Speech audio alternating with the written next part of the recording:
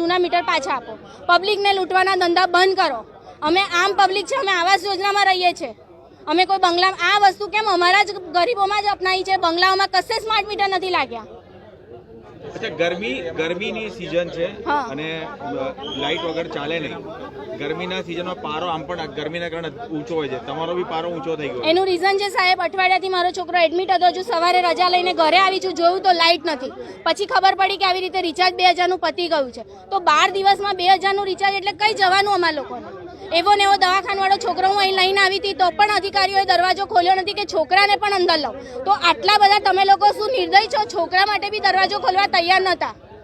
એટલે આ મીટરો ખામીયુક્ત હોય એવું લાગે? ખામીયુક્ત નહીં, આ પબ્લિકને લૂંટવાના ધંધા છે. ટોટલી હું ચોખ્ખું કહું છું, પબ્લિકને લૂંટવાના ધંધા છે. કારણ કે અમારું 2 મહિનાનું જો બિલ 700 થી 800 રૂપિયા આવતું હોય તો આ 12 દિવસમાં 2000 એટલે મરી જવું છે અમારા લોકોને. તો કમાઈને ખાલી જીવીના બિલ જ ભરીશું અમે લોકો, તો ખાઈશું શું અમે લોકો? અમે લોકો જીવી સુભાનપુરામાં આવ્યા છે. અમારા ત્યાં ઘણી પબ્લિક તો એવી છે કે જેમની પાસે સ્માર્ટ ફોન નથી. આવા ફોન છે આ બેન પાસે. હવે એકલા લેડી છે ભૂમિકા વાળંદ.